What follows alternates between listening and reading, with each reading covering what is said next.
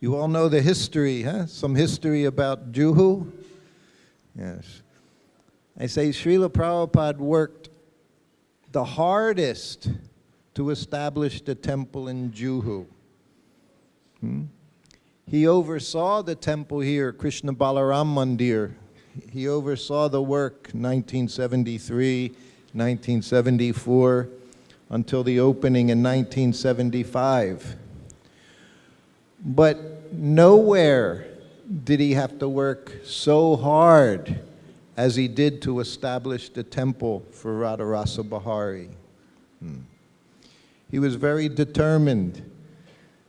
You know what happened in 1972, 1973? There's books are there now by Giriraj Maharaj has a book, Lokanath Maharaj has a book on the history of Juhu. There's more books on the history of Juhu than any other temple in ISKCON, because it was a battle for Srila Prabhupada. He actually purchased the land just before I became his personal servant. And I was young. I was 21 years old at the time. And I'd been living in a temple for 1 year when I became Prabhupada's servant. So I didn't know very much about anything. But I found out that this property that Prabhupada purchased, as soon as he bought the property, what did he do? He made a nice little temple, just concrete base, had a metal roof, corrugated tin roof, and that's where these deities were. And when Prabhupada installed them, you know what he told them? You please stay here. One day I will build you a beautiful temple. He promised Radharasa Bahari that he would build them a beautiful temple. And this is not just coming from any devotee. This is coming from pure devotee. This is coming from the devotee who traveled around the world 14 times, bringing the chanting of the Hare Krishna mantra all over the world. So he had potency. So he said, I'll build you a temple. But what happened, there was the person who sold it, the land. You all know his name? Mr. Nair. Mr. Nair. When I was with Prabhupada, I heard that name many, many times because he was very crafty. He was criminal. He sold the land. He would sell the land, get a big down payment, and then through his lawyers, he would take the land back. But then he sold the land to Srila Prabhupada. He thought he was again going to get the land back. Of course, Prabhupada didn't stay in Mumbai. He didn't stay in Juhu. He would come once, twice a year. But when he wasn't there, it was just his Western disciples. We didn't understand India very much. Indian politics, Indian culture, Indian people. Prabhupada said when someone is very, what is the word? Someone who is very crafty, some very devious, you have to become more devious. So this Mr. Nair thought, just like he had gotten lakhs of rupees before, he was going to get it from ISKCON, from Prabhupada. But Prabhupada promised Radharasa Bahari, I will build you a very nice temple, you please. That was very austere. Juhu. Mosquitoes were this big, mosquitoes, you know. Rats this big. It was a fishing village. This was Prabhupada's vision. Not even his disciples could understand why he bought this piece of land here in Juhu. In the middle of, just fishermen catching fish, that's all. It was an hour away from Mumbai. But Prabhupada purchased, just like the land he purchased here in Ramanreti.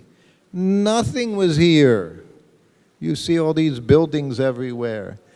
Everything was just fields, pasture ground, growing crops, growing wheat, growing this, growing that. So this Mr. Nair, he gave Srila Prabhupada a very, very difficult time. And Prabhupada's disciples, they could not deal with this man. He was too cunning. That was the word, cunning. And Prabhupada says, someone is cunning, you have to be more cunning. Prabhupada was very sweet. I say my time with Prabhupada, I would say he was childlike, not childish, childlike. There was an innocence sometime with Prabhupada. But he could also be the other side. He was very cunning. And he understood how to do things here in India. I remember one godbrother, and this was 1974. Still they were struggling to get this land secure, this land in Juhu. Struggle was still going on. And the devotees that were living in India, again, mostly all Westerners, Americans, British, Europeans, they would go and they would go to the lawyers and they would try to deal with Mr. Nair, but they would become exhausted. They would be overwhelmed. One of the GBC, at that time, 1974, I remember, I had been Prabhupada's servant for almost 2 years. So I saw the turnover of people trying to accomplish securing the Juhu property. So then this one GBC came, he was Grahasta, and he was in Europe, he was a GBC in Europe. So now he came. Prabhupada at that time, there were flats, first floor, ground floor, first floor, second floor. Prabhupada stayed on second floor. And there were, I don't know, 5 or 6 buildings. So he came, and he came into Prabhupada's room and he offered dandavats. He had nice, ironed, fresh pressed silk kurta, silk dhoti, nice shaved head, tilak, and he came in and did dandavats before Prabhupada. And he said, Prabhupada, don't worry anymore. I'm here. I'll see everything is taken care of. I'll see that this Juhu property, no more problems. Koi baat nahi. No problem. Every afternoon he would come in and he would make a report. And every afternoon he was getting beat up in India. We all, us Westerners, we come to India, we get sick. Always get sick right away. So he was sick. His clothes weren't white anymore. They got darker each day. He would come in each day. He was defeated. Within a week, he couldn't do anything. No one could do it except Srila Prabhupada. One day, Mr. Nair came. He would come see Prabhupada in Juhu. Prabhupada was so amazing. He was a Vaishnava. Even this man, Prabhupada said he was a demon. He would come sit down, Prabhupada would give him a glass of water. When he left, he'd give him some prasadam, and they would talk. I didn't see fighting, yelling, screaming. No, they would talk. Maybe sometimes a little loud, but they would have conversations. Prabhupada was a gentleman. So then it was December. Prabhupada had been in Mumbai. He did the, Cross Maidan Festival. Thousands of people came. It was the second one, 1972. So then after being there in Mumbai, he went to New Zealand. And then he went to Australia. So it's, I believe, December 1972. I'm giving Srila Prabhupada his massage before lunch.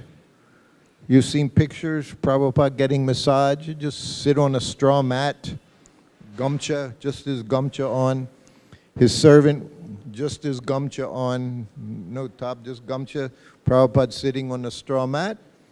And the servant has sandalwood oil for the head, mustard oil for the rest of the body.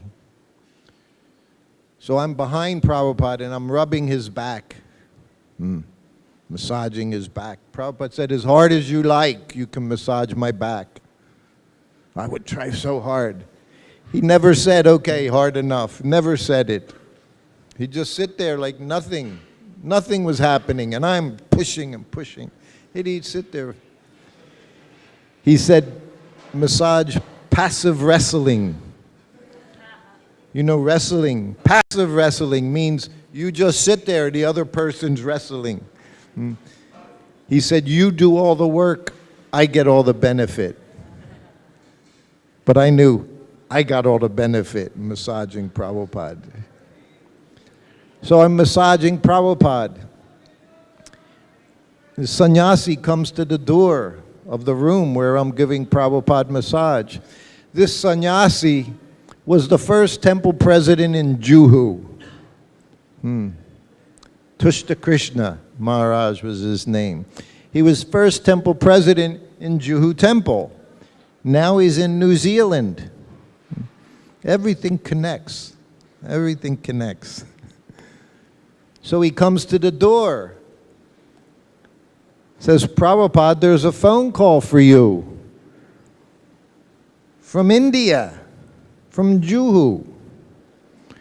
None of you know what it was like to make a phone call into India or out of India.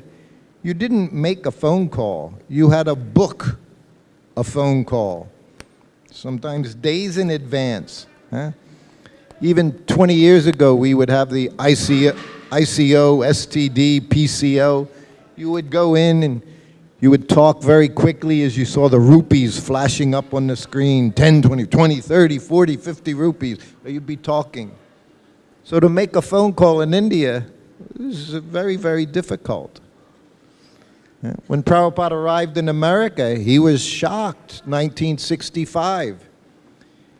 He said, I wanted a telephone. I made a deposit. He said, next day I had a telephone. In India, you'd have to wait for a year to get a telephone in your place. But then, of course, that telephone, one person calls him up at midnight. How are you, Swamiji? He said, at midnight, you're calling me up to ask me how I am? He had the phone disconnected the next day. Prabhupada didn't use a telephone. But now he has a phone call from India. And I'm massaging Prabhupada. Tushta Krishna's Prabhupada, phone call from India, from Juhu. Prabhupada says to me, go to answer the phone, see what's going on. So I got up. I left the room. There was only one telephone in buildings then, you know. Not everybody, in everybody's pocket, you all have telephones. There was a telephone that was in a different room. So I went to the room. It's Bali Murdan. So he talks to me for a minute, and I leave the telephone, I come back, and Prabhupada's looking at the door, waiting. Why has someone called up? Nobody calls up Prabhupada on the telephone. You send letters. Sometimes it would take a month to get a response from a letter. Maybe the letter would go to Los Angeles. By the time it got to Los Angeles, Prabhupada was in Chicago. By the time it went from Los Angeles to Chicago, he was somewhere else. So sometimes letters would go from one city to the next until it reached Prabhupada. If it was serious, you'd send a telegram. That was because it cost money. Prabhupada didn't like to spend money, didn't like to waste Krishna's money, Krishna's energy. But here's this telephone call from India. So Prabhupada's looking in the door. So I came to the door and Prabhupada's looking. What? I said, Prabhupada, Mr. Nair has died. Thank you, Krishna. Prabhupada folded his hands, looked up in the sky. Thank you, Krishna, he said. I was a new devotee. I told him somebody died. Prabhupada was happy. I thought, that doesn't seem like a Vaishnava. I went down behind Prabhupada and I started massaging him again. I knew there was some problems, but I didn't understand. So now I'm massaging Prabhupada. And he's in front of me. I'm massaging his back. He said, Mr. Nair, he said, was a big demon. He tried to take the temple back from Radharasa Bahari. He tried to take it back. Prabhupada, he said, cunning. As soon as he bought the property, what did he do? Install Radharasa Bahari. And then you can't touch. In India, as soon as you put the deity somewhere, that's it. That land is finished. It becomes Krishna's. Rasa Bahari, his property. So immediately Prabhupada put a little temple, just a little room. 20 of you could fit, 30 could fit. You see pictures, Prabhupada sitting in that maroon-colored Vyasasan, had chair, big chair Prabhupada had there. The very first Guru Puja was done at that temple. First Guru Puja Prabhupada had at that temple. So anyway, I'm massaging Prabhupada. And then Prabhupada began to explain to me, because he could understand I was a little confused. Someone has died and he's happy. And so Prabhupada said to me, he said, we bought this land. He said, I bought this property for Radharasa Bahari, and I promised him I would build him a very nice temple. Then he quoted Prahlad Maharaj. Even a sadhu is happy when snake or scorpion is killed. He said, and Mr. Nair was big snake. He said he was the demon. So now I'm thinking, okay, now I've read Krishna book. 1970 Krishna book came out. I know all the Krishna book stories. Krishna's killing demons, Balaram's killing demons. What happens when you kill a demon, Krishna, Balaram? They're liberated, right? So that's what I said. So Prabhupada, I said, Mr. Nair, I said, you said Krishna killed him. Was he liberated? He said, no. He said he wasn't killed directly by Krishna. He said he didn't come and kill him directly. He said that's only if Krishna directly kills you, you're liberated, but not Mr. Nair. He said, even my disciples, they couldn't understand. At one point, they were saying, let's buy another piece of land. We had money. ISKCON had selling so many of Prabhupada's books. So much money was there every month. They said, why are you fighting for this land? But Prabhupada, once deity is installed, you can never stop that worship. Very, very important. Deity is not, Prabhupada would say, not a rolling stone you bring from this place to this place to this place. It's Krishna, Radha Krishna. Prabhupada saw Radha Krishna. So he went on and said, even my disciples didn't understand. And then he said, the last time I saw Mr. Nair, he said he was limping. He said to me, Mr. Nair, he said he was strong, robust man. Wasn't real tall, but he was thick. Big chest, big arms, big shoulders. Prabhupada said he was very strong, but last time I saw him, he was limping. And I thought, Krishna's going to kill him. And he said, Krishna has killed him. He was very, very happy. That didn't even end the difficulties. It went on for years. Even after 1977, there were difficulties. But Prabhupada never stopped his endeavors to secure that property for Radharasa Bahari. This is what it means. We see Prabhupada temples. We know 108 temples all around the world. He installed deities. This Krishna, Prabhupada said, you can talk to Krishna and he will talk to you. He said, but you have to qualify yourself. But he had such a relationship with these deities. I say, one of the most important temples ever established in ISKCON. And what did Prabhupada do? He said, Vrindavan is my home. Mayapur, place of worship. Juhu is his office. And you can see that. All of you are from Juhu. You see so much going on, huh? So many big people, big money. This place of business. So much money comes in. When I go to Juhu, I get overwhelmed. Huh? You go there on a Sunday. Everyone all over the place in Juhu. Also here in Vrindavan, but different kind of people. Huh? Here we have pilgrims come to Vrindavan. They have nothing. So many people come, give them a little prasadam, offer the deity, respects. This is what Prabhupada wanted. All of you, you think you just came here by accident?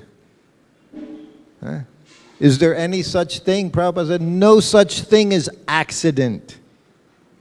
All of you are here somehow or other. You had association. This is my mental speculation, philosophical speculation.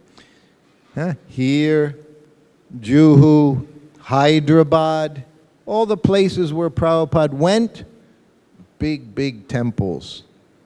Because everywhere he walked, what did he do every morning? Took his morning walk. Juhu Beach, one of his favorite places. Long morning walk, a nice, flat, solid beach. We would walk with Prabhupada. Some of my godbrothers, they wouldn't go on the morning walk. They said they got too tired. Prabhupada walked so fast, and he would walk 2-3 kilometers one direction, and then he'd turn around and go back. So when he took his morning walk in Juhu, there were different places he would stop, like 3 different places. So he would start out and he'd start walking, and if you passed the first place, you'll go, oh no, this is a long walk.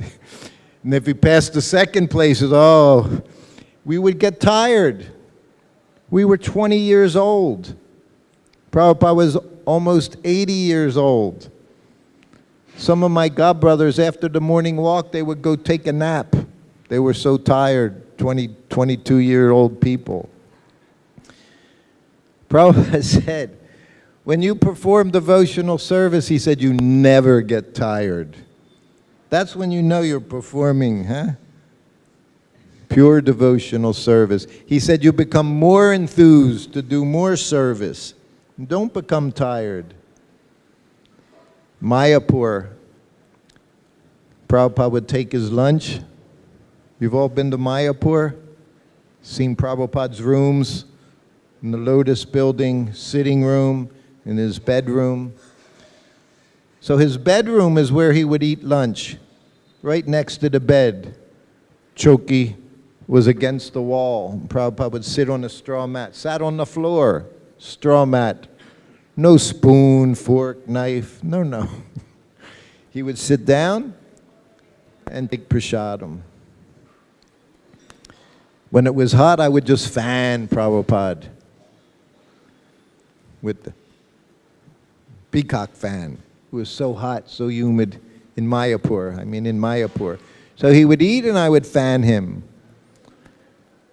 One day he said to me, he said, this is Vedic culture. He said, this is women's business. He said, they cook for the family. He said, and they serve everyone. He said, and then they do like that, even fanning, husband. Everyone, all you married women, you do that now, yes? While husband's eating, you're fanning? He said this was Vedic culture. He said, and after everyone was done, then mother would eat. He said that way she always made enough prasadam because she was the last one to take prasadam. Anyway, so then he took prasadam. Then he sat down on the bed. I took the plate away. I would come back. When he would take prasadam in Mayapur, every day, same thing, lunchtime. As soon as he would start taking prasadam, all the ants, they knew it was time. Prabhupada's going to take prasadam. So while he's eating, they're all coming. So many ants are coming. But they didn't do anything. They would just come right to the table. Prabhupada's choki, they'd come right up to the table every day. Prabhupada was not disturbed. He'd take, and as he would finish one area, the ants would literally come onto his plate. And then finally he would take sweet. Prabhupada always took milk sweet. Always, 3 times a day, milk sweet. Sandesh, rasgulla, burfi, rabri, so many nice sweets, he said. So then, as soon as he finished and took his sweet, then all the ants would go all over the plate. So then I'd have to take the plate and shoo the ants away, and I'd distribute Prabhupada's remnants. He never said, do something with the... They also honored prasadam. Maybe some of you were ants. Maybe. That's what I think. You all got Srila Prabhupada's mercy when he was here in previous life. Maybe you heard him chanting on the beach. We don't know.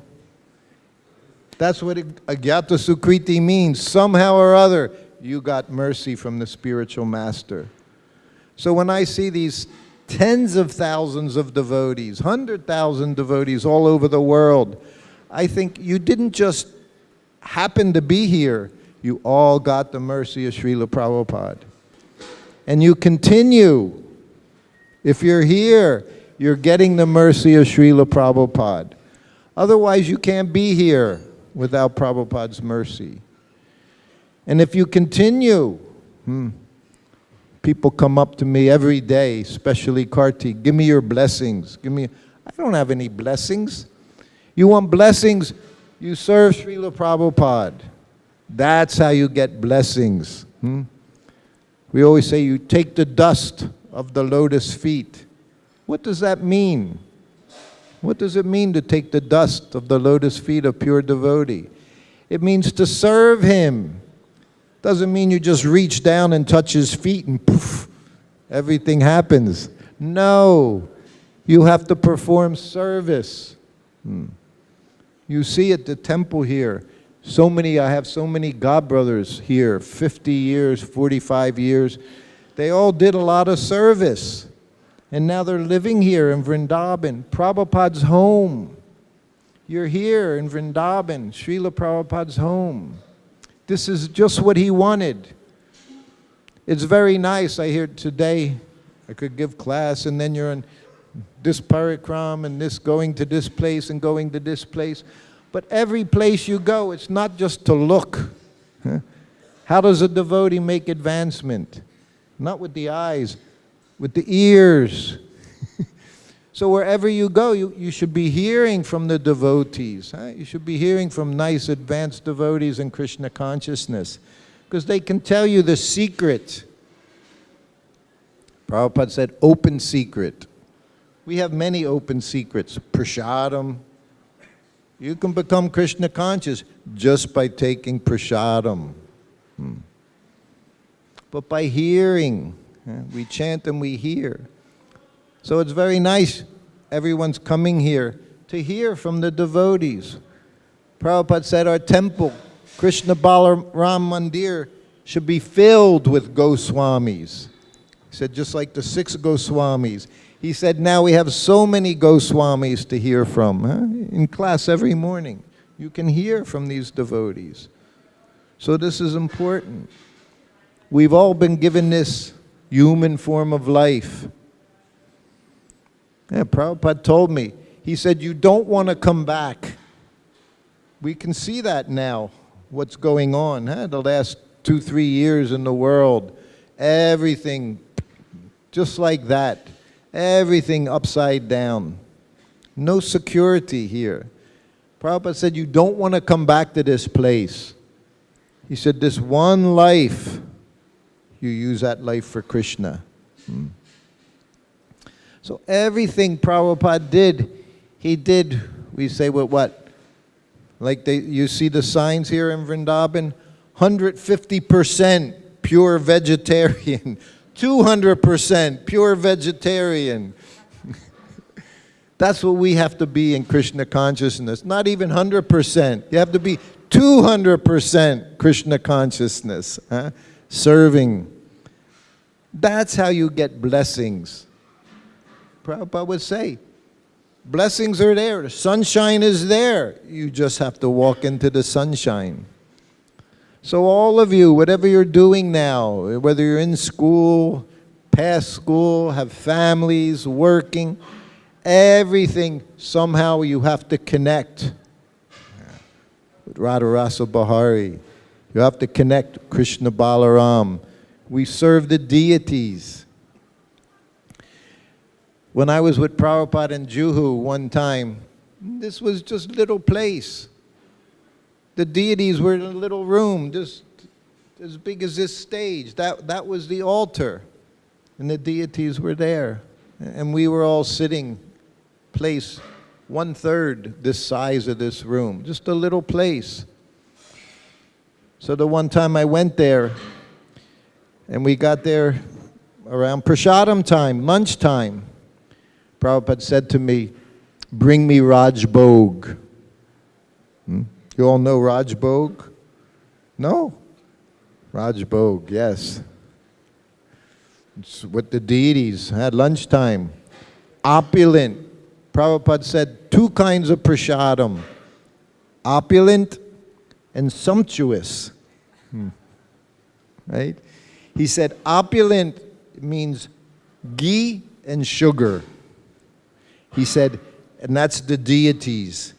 Raj Bhog offering, everything's fried in ghee or everything's sweet. You have puris, pakoras, samosas, kachoris. Everyone likes those things, right? We all like very much. Krishna also likes very much. Cooked in ghee. So he said, see, my service, one of my services was cooking lunch for Srila Prabhupada. Rice, dal, chapatis, 3-4 sabjis, like that.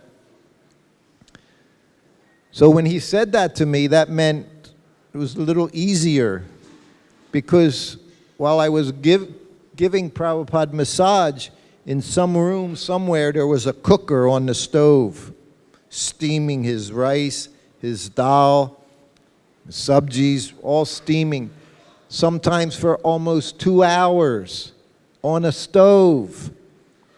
And you had to know exactly how high to put the flame so you didn't turn everything into mush. Know what mush is?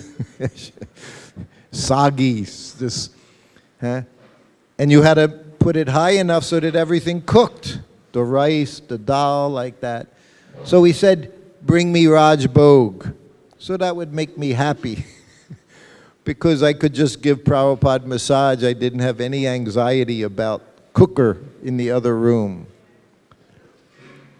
So then Prabhupada took his massage, then he would take bath, then he would put his tilak on, all over, just like we do. He put on his arms, his forehead, all over his body, big. Put big tilaks on his arms. Just by watching Prabhupada put tilak on, you could become Krishna conscious. Just by seeing anything, seeing Prabhupada chant Gayatri, whatever he did, you saw. It was devotional service. Taking prasadam. It's prasadam seva. It's service, taking prasadam. So anyway, the pujari gave me the plate, the deity's plate. Radha Rasa Bahari's silver plates, silver katoris, silver cup, whatever was in the cup like that. So then I went into the kitchen and I thought, everything's cold. So I thought, I'll heat it up. So I put the dal in a little pot, the sabjis, and the devotee comes in from Prabhupada's room. Prabhupada wants prasadam. Me, not think, yes, bringing it in just a minute. So he went back to Prabhupada's room. He comes back a minute later. Prabhupada said he wants prasadam now. So then I knew, so I just put everything. So then I brought the plate, the deity's plate, I brought it in, put it on the table in front of Srila Prabhupada. He said, what took you so long? I said, Prabhupada, I thought I would heat it up. No. He said, it's Maha Prasadam. You don't heat. You just honor Maha Prasadam. I said, yes, Prabhupada. And then he would take the prasadam. Usually if Prabhupada asked for the Rajbhog offering, he had something in mind. He already knew what it was like, because Radha Rasa Bahari would talk to him. He would greet the deities. So he said he would say, this dal tastes like mud. You know what mud is? Dirt, mud. He said the dal tastes like mud. These puris, you break them. These puris, nothing is good. Because by seeing how the deity was served, he understood what was going on in the rest of the temple. If the deities aren't being given first-class service, then it means everything else is not first class. Because the most important thing in the temple is taking care of the deities nicely. And we know that most important things, cleanliness and punctuality. Most important things. And he said in cooking, most important thing was the devotion, not the preparations, the devotion involved in cooking. Otherwise, he said, what can you give Krishna? He already has everything. Huh? You know, when you see in the Ganga, people go take bath in the Ganga, they pick up the water, they offer Ganga water to the Ganga. Huh? So what can we give Krishna? We can't give any. Only thing we can give is our devotion. Most important thing. So it's very wonderful you're here for this Kartik, very 50th anniversary. So take full advantage being here in Vrindavan. Prabhupada said, in Vrindavan, he said, if you do 1%, what's it become? 100%, 100 times the benefit. If you make offense in Vrindavan, also becomes 100 times. So be very, very careful in Vrindavan. Vrindavan is not meant for sense gratification. Vrindavan is meant to serve Krishna. Huh? And we know in Kartik, if you're here in Kartik in Vrindavan, what does that become? That 1,000 times. Just think, you chant your rounds, 16 rounds, becomes 16,000 rounds. Vrindavan is so special. So take full advantage. How much longer, everyone here? 5 more. So everybody's here for Prabhupada's disappearance as well. Govardhan Puja. We have very wonderful Govardhan Puja. When? Tomorrow. You'll see big. You're going to be here tomorrow, or you're...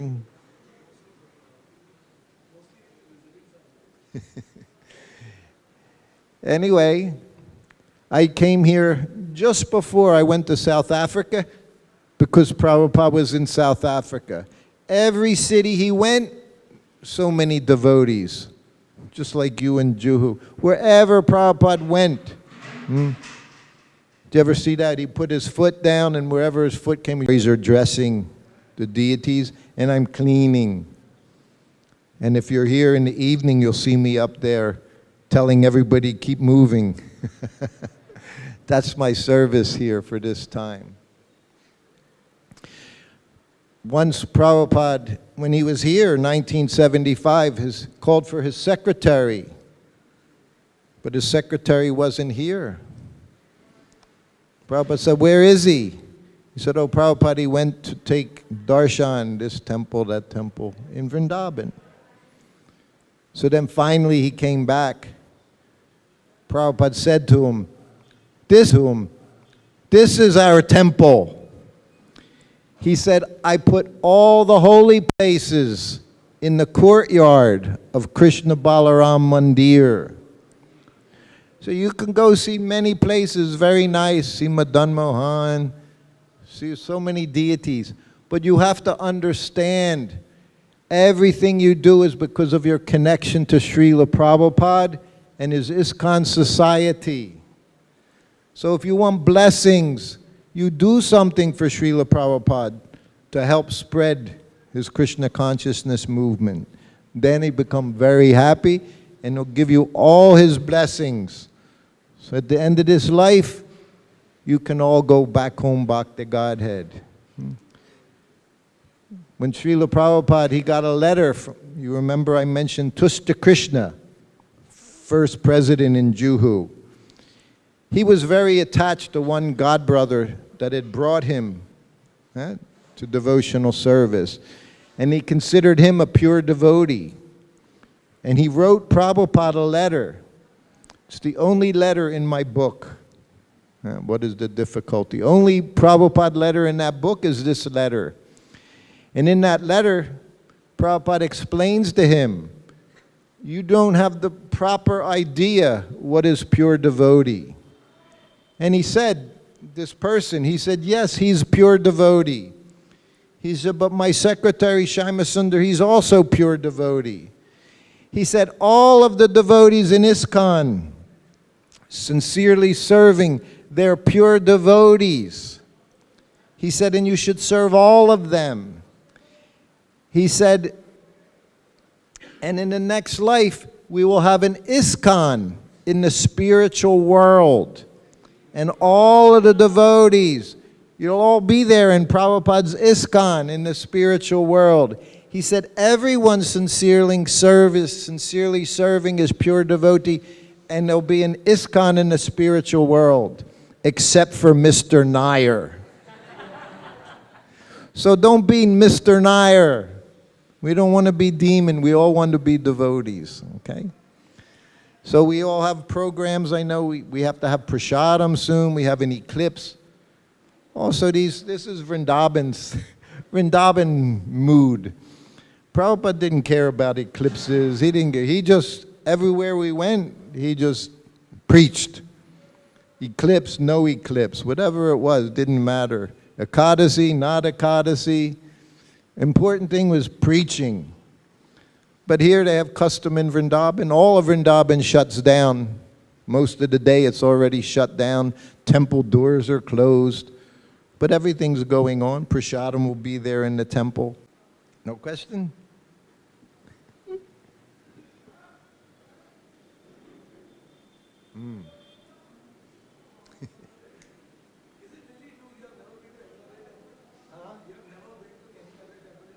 No, I have been, but in the last 3 years I haven't been, no. Only Krishna Balaram Mandir. It takes all my, we live here, we serve here. You have service where you are, but you come here, you want to see where Krishna's pastimes took place, the Goswami's deities. It's very, very good. But the idea to come here, Prabhupada wanted his followers to come here to recharge their batteries. You know, your Samsung iPhone, you know, you have to recharge every day, right? So you come once, twice a year, you have to recharge the batteries. And then you can go back for preaching purposes. Everyone, Prabhupada want everyone. If you're cooking for the deities, it's preaching. If you're dressing the deities, preaching. If you're raising a nice family of devotees, everything is connected to preaching.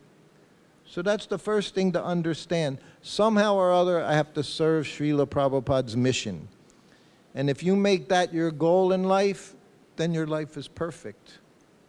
But no, I haven't been any other time. I've gone to Govardhan a few times.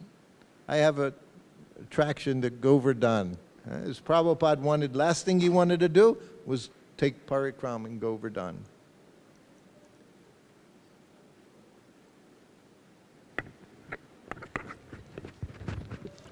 Ten years ago, I lived in Govardhan for 2 years. I stayed there. It was very wonderful. But not so quiet now. Then it was very quiet, but now Prabhupada's allowed me to do some service here at his temple. Every day, 10,000 people come to this temple, right? You heard of the numbers in the morning, 8,000 cups of khichdi distributed yesterday. Every day, 6, 7, 8,000 cups of khichdi. Every day, 1,000 books, 2,000 books. Every day.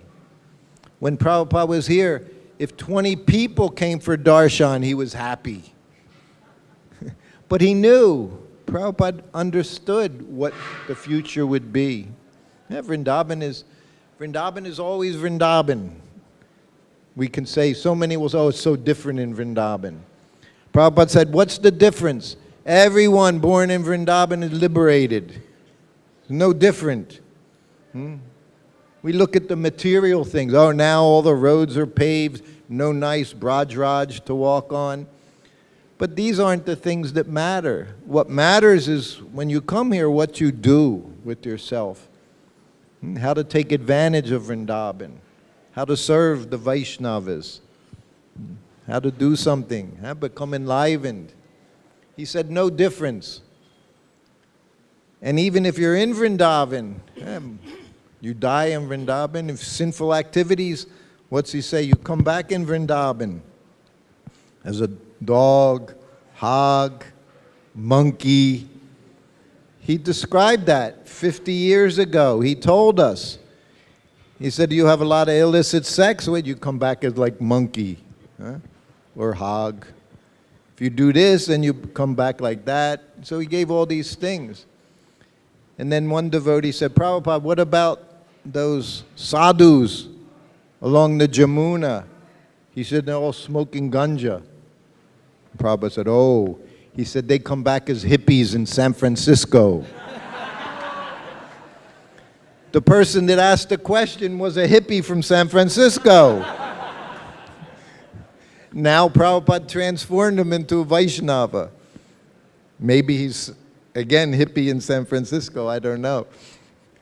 So everything, but Vrindavan is so special. Even you commit sinful activities and you come back as animal.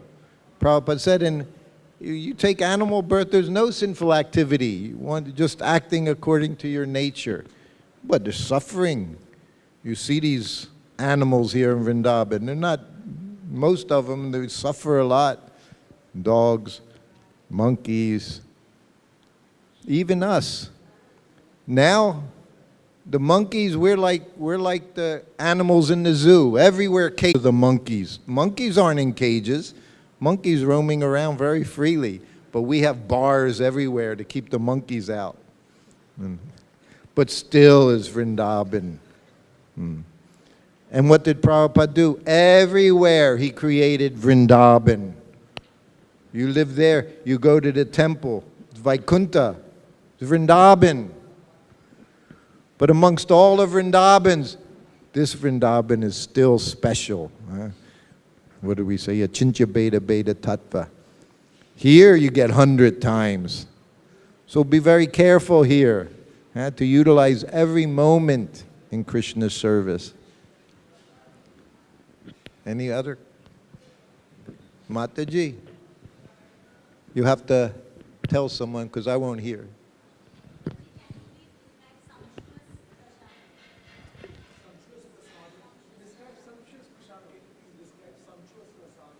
Punctual. Thank you. Yeah, opulent, ghee and sugar for deities. Sumptuous, says, means it should be very, very tasty. He said prasadam in the temple should be so tasty that one devotee doesn't even think about taking something outside of the temple. That's how tasty it should be. In those days, in the 70s, we ate simple every day. But then we had this Sunday feast called Prabhupada called the Love Feast. We loved the prasadam, that's for sure. We love puris, halava, every feast, every Sunday feast. And of course, everything cooked in ghee. In 1970s, Prabhupada had the GBC of Australia ship ghee. They would have like 20 kg contain, you know, you see these things with oil, the temple, so hundreds and hundreds of metal things filled. Prabhupada had them ship ghee to India so that devotees could have nice prasadam prepared with ghee. 1955, if you check on Vedabase, Prabhupada wrote a BTG article saying refined oil gives you cancer. 1955. Was that 70 years ago? Prabhupada wrote that. He said you offer ghee in sacrifice and you get more ghee by offering ghee in sacrifice. So many instructions are there by Srila Prabhupada, and the more we stay in line with his instructions, the more we'll flourish. The more devotees will become very strong, very powerful, and can preach Krishna consciousness. But sumptuous means prasadam is always very tasty. Doesn't have to have. I cook for Prabhupada every day. Dal, a little teaspoonful of ghee to make a chaunce. Every sabji was just a little tablespoon of ghee chaunce. That's all. Wasn't fried. He didn't eat fried foods every day, deep fried foods, no. Bitter melon, Karela, we would fry salt and turmeric.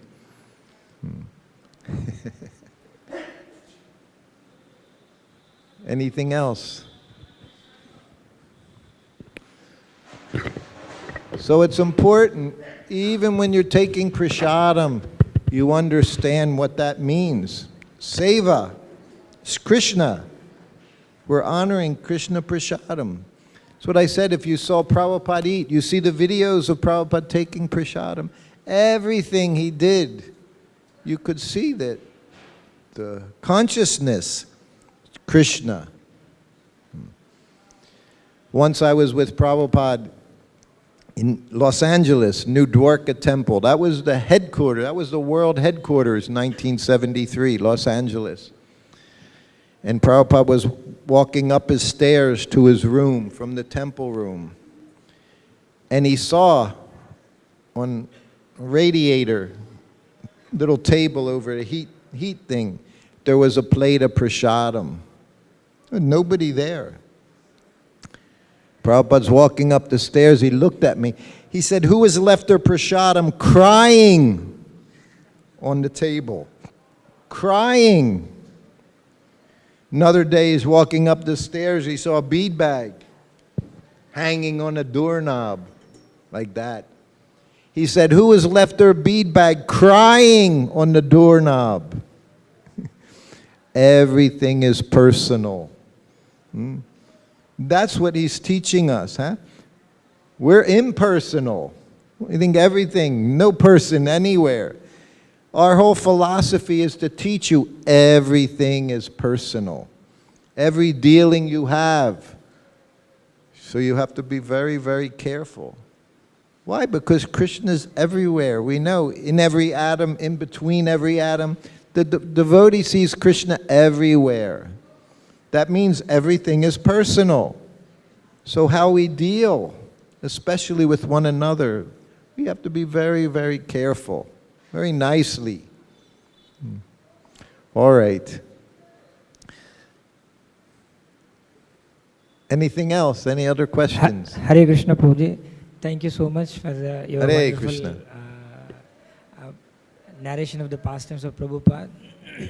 Prabhuji, when Prabhupada was dealing with so many disciples at the same time and handling so many projects and writing books, in this, when he was handling with the different disciples, when they were picking up some fight or some dispute, how Prabhupada was resolving among themselves, and maybe you can narrate some incident. Can you?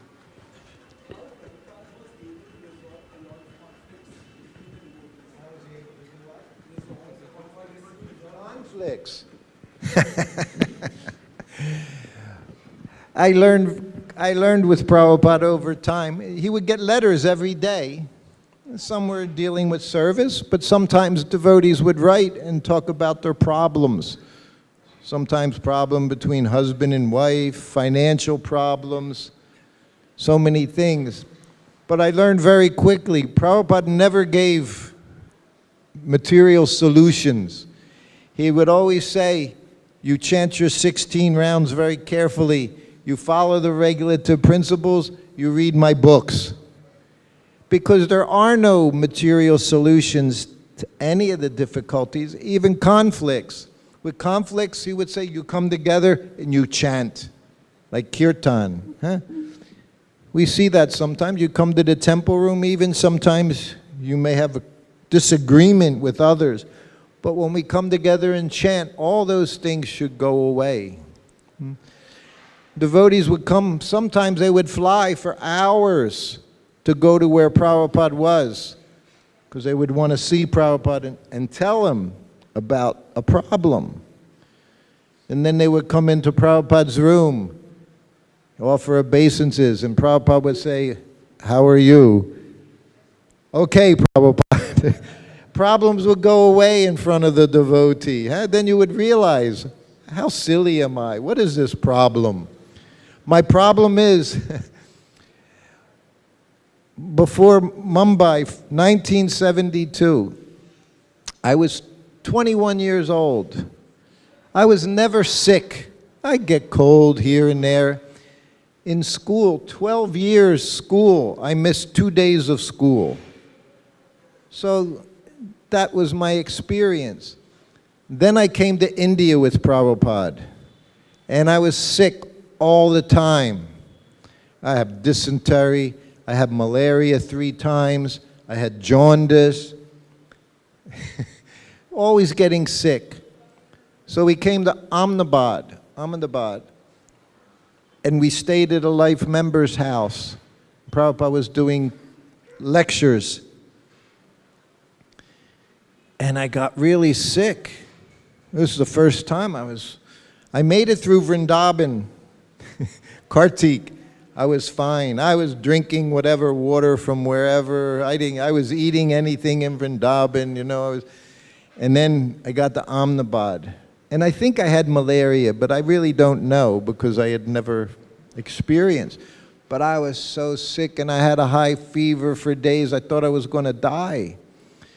And Prabhupada and the family living there, they called in homeopathic doctor. It was my first experience. He came in with a little black bag, opened it up, all these little bottles with little white sugar pills in them, you know, like 100 different bottles, all with names on them. He gave me some pills, and I got better. 1-2 days, I got better. And one day I was with Prabhupada. I was very simple. And Prabhupada was my father. Not just my spiritual master, he was my father. My father died, I was 3 years old. I never had any male influence in my life until I was with Prabhupada as his servant. So one day he was in his room and I went, Prabhupada, I've never been so sick. And Prabhupada looked at me, he said, really? He said, that's very wonderful. He said, in this material world, our natural condition is diseased. He said, to be healthy, that's very, very uncommon to be healthy. But what's our disease? What's our This is the disease. We think we're this body. Pure devotee knows he's not this body. It says in Bhagavatam, unaffected by the modes of nature, unaffected by the threefold miseries. That's when you know you're a devotee. Huh? Nothing disturbs you. It's just going on with the body. You take care of it, whatever happens, happens. That's the material world. If you come into this world, you're going to suffer automatically. You can't escape it. Pleasure will come and pain will come. Mostly suffering will come. So that's what he said. Very unusual to be healthy. Huh? But our problem is we think we're this body. And because we think we're this body, we're filled with lust, anger, greed. It's all part of the body.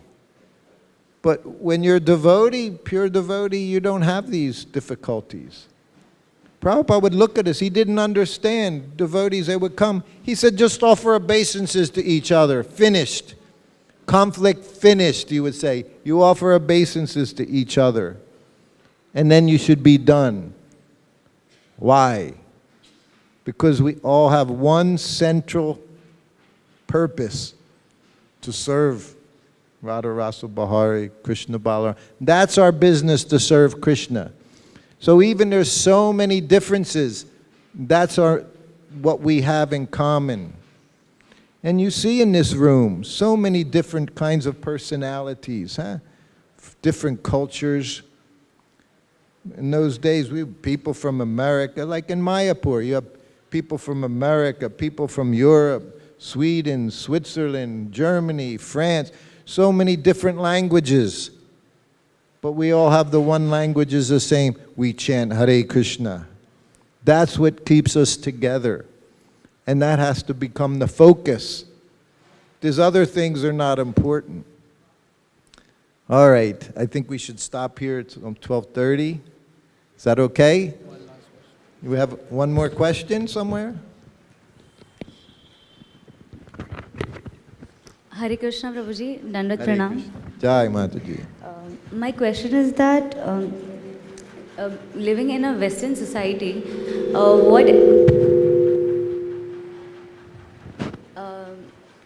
how did you develop that faith in Krishna and Prabhupada that you followed him till here? And I mean, did you ever get any thought or that whether this is a myth or like what inspired you basically to keep going, and how like any personal event helped you or anything as such? Okay, first part I think I heard was in the society, how to develop faith in Krishna and Srila Prabhupada?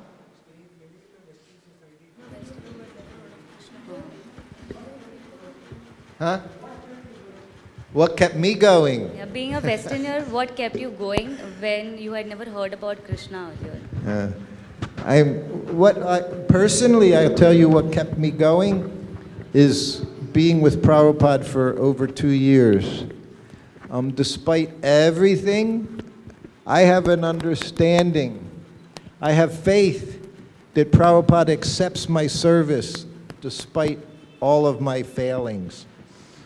I have that faith because I've seen it over and over and over again. So I was able to establish my faith by being with Srila Prabhupada. Faith, Prabhupada says, we develop strong faith by reading his books. See? Because by reading his books, we learn to understand we're just insignificant servants of Krishna. Krishna is God, we're his servants, and our duty is service. That we get from the books. And we also get that faith by associating with those that do have faith, those that have been around. That's what I say. Me living now in Vrindavan, in the last year, maybe half a dozen more of my godbrothers, they've moved to Vrindavan. By doing service, even your faith is not so strong. If you're fortunate, Krishna forces you into fortunate situations, just like me living in... I never imagined living in Vrindavan. And if you read my book, you'll see how much India frightened me my whole life, because I was always sick here. So I had a fear of being in Vrindavan. We all did those days. When I was Prabhupada's servant, one day he was in Hawaii. Prabhupada said, heaven on earth, Hawaii. You have Juhu Temple, you call heaven on earth, right? Big, big marble heaven. No, heaven on earth was Hawaii, Prabhupada said. He said, if there's heaven on earth, it's in Hawaii. Beautiful place, beautiful. So he was on a morning walk one day. Myself, his secretary, his Sanskrit editor, we're all on the morning walk. And Prabhupada's saying how if you don't become fully Krishna conscious in this life, then you come back, you take birth in India, in nice, wealthy family or devotee family. We've all heard this over and over and over again. But when he said that, us Westerners, we all got an anxiety. We don't want to come to India to take birth. A horrible place, dirty, crowded, sick all the time. How can we take birth in? So we actually became a little anxiety. We're thinking all this, we're practicing all this, working so hard, and we're going to take birth in India next life? So we get into the car after the morning walk. The driver's on the left side. Prabhupada's sitting in the front seat next to the driver. And I'm in the back seat with my two godbrothers, Sanskrit editor, his secretary. At this time, I was the senior devotee in Prabhupada's entourage. I'd been with them the longest. And they're poking me. Ask Prabhupada, do we have to take birth in India?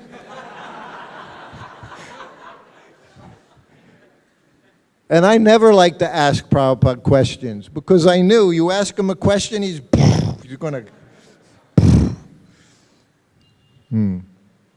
When he asked a question, your answer was always wrong. Whatever it was, you're wrong. Even you're right, you were wrong. That's how the spiritual master trains you up, keep you humble. Anyway, they kept asking Prabhupada, do we have to take birth in India? So finally, from the back seat, I said, Srila Prabhupada, I said, on the morning walk, you're describing if one doesn't become completely Krishna conscious in this life, and then he comes back, take birth in nice family, Brahmin family in India, wealthy family, good birth. We've all heard it. I've read it. I said, Prabhupada, do we have to take birth in India? Oh, he said, no. He said, now we have temples all over the world. He said, where one can take birth in devotee families. And we're like, thank you, Krishna. But you're all blessed taking birth in Bharat Barsha. And Prabhupada expected more from you than he did from us Westerners. And most of my godbrothers and godsisters, they did a lot. I didn't do anything. But they did so much. But you have an obligation to do more, because you did take birth in India. Huh? Nice families, maybe not nice families, and that's why you became devotees. All Srila Prabhupada's mercy. And I say, all of you, when Prabhupada was here, somehow or other you had connection. Even you were one of the mosquitoes that I slapped on his back. Who knows what happened? I used to kill the mosquitoes. I'd be massaging Prabhupada at night, and inside the mosquito net, there were already mosquitoes. That's how many mosquitoes. Prabhupada didn't like two things. Hated, he said. You know what one is already, right? Mosquito. What's the other? Slamming doors. He said it would make his heart stop. In Mayapur, in the Lotus building, from one end of the building to the other, you could hear everything in Mayapur. It was like a big sound stage. People were talking, you could hear it. All right. Anyway, I think we should stop here. Thank you very, very much for coming here. you please take serious this Krishna consciousness movement. It's the most serious thing you can do. You chant your rounds, you follow the regulative principles, you do some service, and Prabhupada said at the end of this life, you can go back home, back to Godhead. All right. Srila Prabhupada ki jai. Hare Krishna. Thank you very much, Prabhuji, for coming and giving your association. In fact, I have been hearing you from 2000. Yeah. Of course, in 2000 and the Silver Jubilee of Krishna Balaram Temple. Opening. The Silver Jubilee, 25th year. Yes. 25th anniversary of Krishna Balaram Mandir. Of here. Yes. Ah.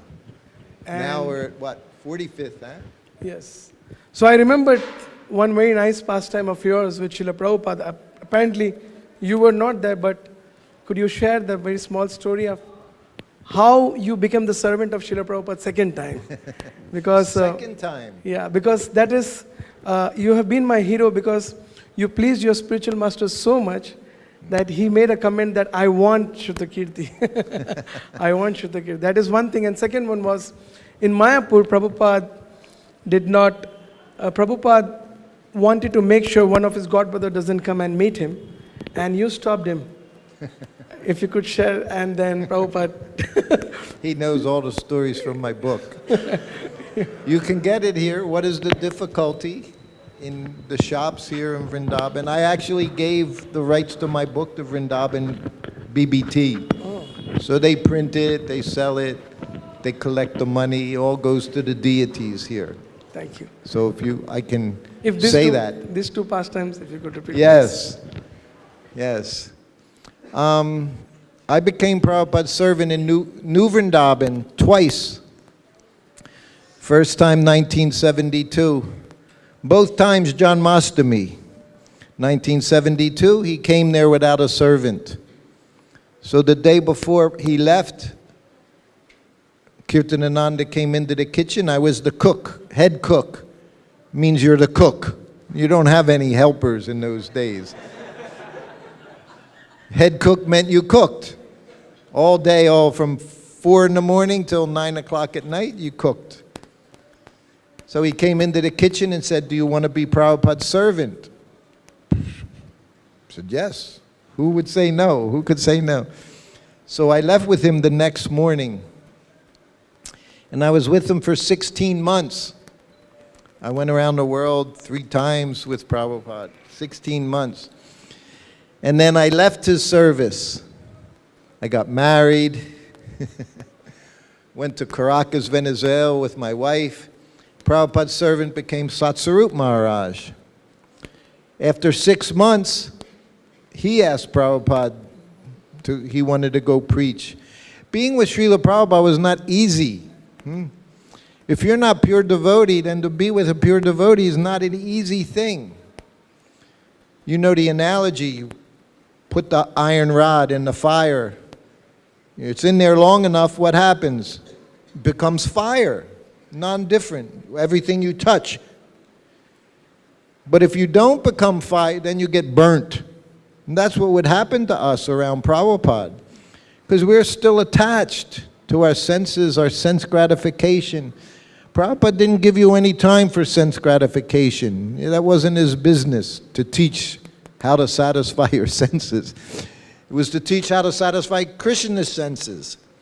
So after 6 months, Satsarup Maharaj left. After 6 months in Caracas, I left Caracas for some reason or another with my wife. I went back to the USA, and after doing different things, I wound up back in New Vrindavan. They kept calling me up, "Come to New Vrindavan, come to New Vrindavan." So that was 1974. Janmashtami again. So Prabhupada again came there to New Vrindavan. He didn't have a servant. Prabhupada didn't ask for servants, whatever Krishna arranged. He didn't ask for things for himself. He did his service.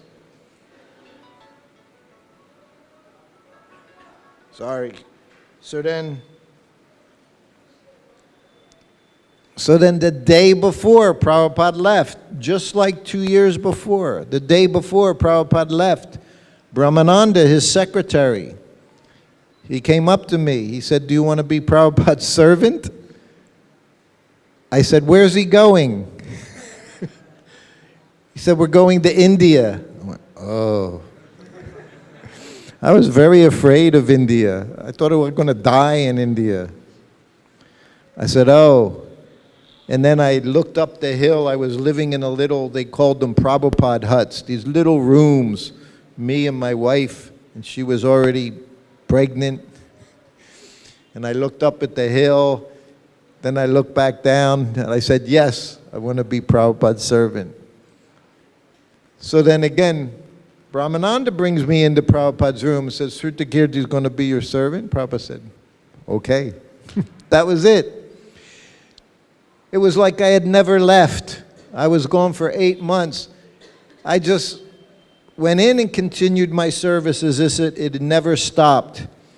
Prabhupada never even asked me what I had did over the last 8 months. Didn't ask me about my wife. Didn't ask me anything, where I had been. He just accepted my service. This is our position. You want to serve? Serve. It's everywhere. So much service is there. So much service is available. In Mayapur, I said, he asked the question, you could hear everything in Mayapur. That's why Prabhupada would hear those doors. Mayapur had a lot of breezes. And there was only one building, the Lotus building. Everything else, rice paddies everywhere. You would see Gaudiya Math temple kilometer this way, kilometer that way. Otherwise, nothing but rice paddies and breezes. Prabhupada loved it, Mayapur, so much. We arrived in Mayapur. I was Grahasta now, 75. And he took him into his room, and he would look out the window of his room and see Mayapur. He said to me, "So Sruta Kirti Maharaj, how do you like it here in Mayapur?" I was not Maharaj, but he called me. Prabhupada had sense of humor as well. And some affectionately, he would say. And I said, "Oh, very much, Prabhupada." And then everyone came. This was the biggest festival in Mayapur, Gaur Purnima festival, 500 devotees. 490 of them were from the West. A few Indians. We're all from the West. And Prabhupada called me in his room one day. He said, "Tell them to stop talking." He said, "Simply gossiping." He could hear everyone talking in the rooms around. Because people had come from all over the world, and they say, "Oh, what's this devotee doing? And this devotee fell down, and this devotee did this." And Prabhupada was hearing it from his room. He said, "Tell them to be quiet." He said, "Everyone gossiping." He said, "This gossip will destroy your Krishna consciousness." He didn't say it would slow it down. He didn't say it would stop it as long as you were doing it. He said it will destroy your Krishna consciousness. I said, "Yes, Prabhupada." I went. These were my God. These were sannyasis, GBC, temple presidents. They were not ordinary. They were big, big devotees. I was a little servant. So I went in and I couldn't even repeat it as Prabhupada. I was afraid. I said, Prabhupada said, "Be quiet. He's trying to rest. He can hear everything." He said, "Just chant." And then I went back to Prabhupada's room. Prabhupada said to me, "If my godbrother comes," it was sannyasi godbrother, he said, "I don't want to see him. All he does is gossip. He'll tell me his disciples are doing this, and in this temple, in this mutt, they're doing like this, and this one they're doing this." He said, "I don't want to hear these things." That was Prabhupada. He said if he came and spoke philosophy, or he talked about Lord Chaitanya, his mission, Harinam, he said, fine. He said, but it only comes and gossips. He said, so if he comes, I want to see him. I said, yes, Prabhupada. He's telling me this about his god brother, not my god brothers. This is his. We see his god brothers like we see Prabhupada, right? That's the rule. Your guru's god brother is as good as your guru. That's Vaishnava etiquette. And I'm supposed to tell him if he comes, no. The very next afternoon, he walks up the stairs to the Lotus building, goes up the next flight of stairs. I'm sitting there like guard. And Prabhupada's resting. And he comes up, I'm here to see Swamiji. I said, oh, I said, he's taking rest. I didn't say you can't see him. I said, he's taking rest so you can't see him now. He said, he told me, whenever I want, I can come and see him. I want to see him. And again, I said, well, that's okay. I said, but he's taking rest. If he's taking rest, I said, I can't disturb. And as we're talking, Prabhupada opens up his bedroom door. No kurta, just his sannyas dhoti, all wrinkly, because he had been taking rest. And he sees his god brother. He said, oh, Maharaj, come in, I'll be right there. He invites him into the sitting room, and Prabhupada went to the bathroom. Now we're both sitting on the floor in the sitting room, and I can feel Prabhupada's god brother. He didn't like me stopping him. Who am I to stop him? And we're both sitting there, and I'm Hare Krishna, Krishna Krishna. And then Prabhupada opens the door to the sitting room. Oh, Maharaj, nice to see you. And his godbrother says, yes, he said, but your disciple here, he wasn't letting me in to see you. Prabhupada looked at me. He said, I told you, whenever Maharaj comes, you let him in. Yes, Prabhupada.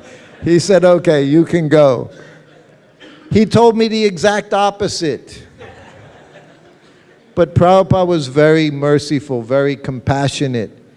And he would change the conversation to Krishna Katha, Chaitanya Katha.